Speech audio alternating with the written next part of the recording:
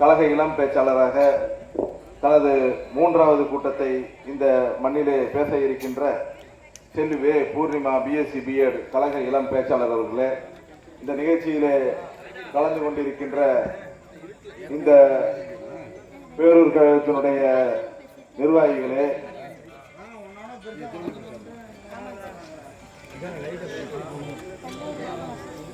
இந்த கூட்டத்திலே பூச்சி ரொம்ப அதிகமாக அடிக்குது, அதனால தனித்தனியா பேர் சொல்லணும்னு கோச்சுக்காதீங்க. இந்த கிளைக்கழகத்தினுடைய நிர்வாகிகளே, பிரதிநிதிகளே, கிளைக்கழக வார்டுக்கழக செயலாளர்களே, மேடையில அமர்ந்திருக்கின்ற ஹரிபாஸ்கர் அவர்களே, தங்க கமல் அவர்களே, கே குமார் அவர்களே மற்றும் அனைத்து மேடையில் வைத்திருக்கின்ற அனைத்து கழக நிர்வாகிகள் அத்தனை பேருக்கும் வணக்கத்தையும் வாழ்த்துக்களையும் தெரிவித்துக் கொண்டு, முத்தமிழறிஞர் கலைஞர் அவர்களின் ஆட்சியை போல தொடர்ந்து நமக்கு நல்லாட்சி தந்து கொண்டிருக்கின்ற தமிழக முதல்வர் தளபதி மு.க.ஸ்டாலின் அவர்கள் எண்ணற்ற திட்டங்களை நமக்காக அளித்திருக்கிறார். குறிப்பாக பெண்களுக்கான விடியல் மீட்பு பயணம் என்று சொல்லக்கூடிய இலவச பேருந்து பயணமாக இருந்தாலும் சரி, மகளிர் உரிமை தொகையாக இருந்தாலும் சரி, அதே போல புதுமை பெண் திட்டமாக இருந்தாலும் சரி, அதே போல பல்வேறு தமிழ் புதனம் திட்டமாக இருந்தாலும் சரி, காலை உணவு திட்டமாக இருந்தாலும் சரி, அவர் காத்து உங்களுக்காக பல்வேறு திட்டங்களை செய்து வருகிறார். மக்களை தேடி மருத்துவம் என்ற ஒரு மகத்தான திட்டத்தை உங்களுக்கு கொடுத்தவர் தான் முத்தமிழறிஞர் கலைஞருடைய வந்த நமது தளபதி அவர்கள்.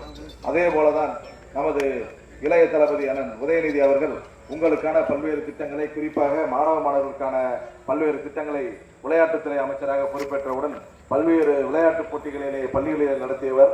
அதே போல நிறைய நான் முதல்வன் திட்டம் என்ற திட்டத்தை மாணவர்களுக்கு அளித்து அவர்கள் மிகப்பெரிய வேலைவாய்ப்பு பெறக்கூடிய, வெளிநாடுகளிலே உள்நாடுகளிலே வேலைவாய்ப்பு பெறக்கூடிய பயிற்சிகளை தந்தவர் நமது உதயநிதி ஸ்டாலின் அவர்கள்.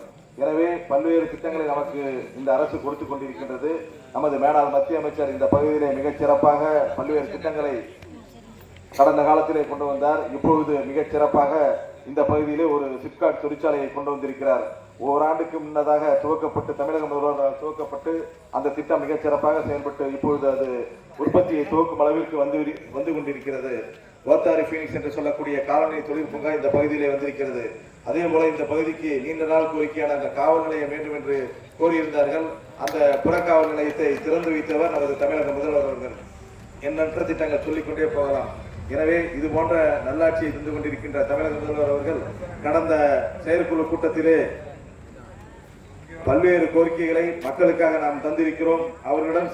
மக்களிடம் சென்று நமது சாதனைகளை எடுத்துக் கூறுங்கள், 200 தொகுதிகளை நாம் வெல்வோம், 200க்கு மேற்பட்ட தொகுதிகளை கூட வெல்லக்கூடிய வாய்ப்பு இருக்கிறது. எனவே மக்களிடம் சென்று பல்வேறு கோரிக்கைகளை இருந்தால் அதையெல்லாம் நிறைவேற்றி தந்து அவர்களுக்கான திட்டங்களை வலியுறுத்தி வரக்கூடிய 2026 சட்டமன்ற தேர்தலிலே 200க்கு மேற்பட்ட தொகுதிகளை வெற்றி பெற்று மீண்டும் முதல்வராக வேண்டும், மக்களுக்கு செய்ய வேண்டும் என்ற கோரிக்கையை தெரிவித்திருக்கிறார்கள். எனவே நீங்கள் அத்தனை பேரும் தொடர்ந்து திராவிட முன்னேற்ற கழகத்திற்கு உறுதுணையாக இருக்க வேண்டும் என்று கேட்டுக்கொண்டு, இந்த பகுதியிலே ஒரு சம்ப் வேண்டும் என்று நமது துணைத் தலைவர் அவர்கள் இங்கே கோரிக்கை வைத்தார். அதற்குண்டான முயற்சியை நான் வெகு சீக்கிரத்திலே எடுத்து இந்த பகுதிக்கு தேவையான குடிநீர் பிரச்சனை சரி செய்வதற்கு முயற்சி செய்வேன் என்ற நேரத்திலே தெரிவித்துக் கொண்டு வாய்ப்பிற்கு நன்றி தெரிவித்துக் கொள்கிறேன். நன்றி, வணக்கம். வாழ்த்துக்களை தெரிவித்துக் கொண்டு அவர் இப்பொழுது உங்களுடைய உரையாற்றுவார்.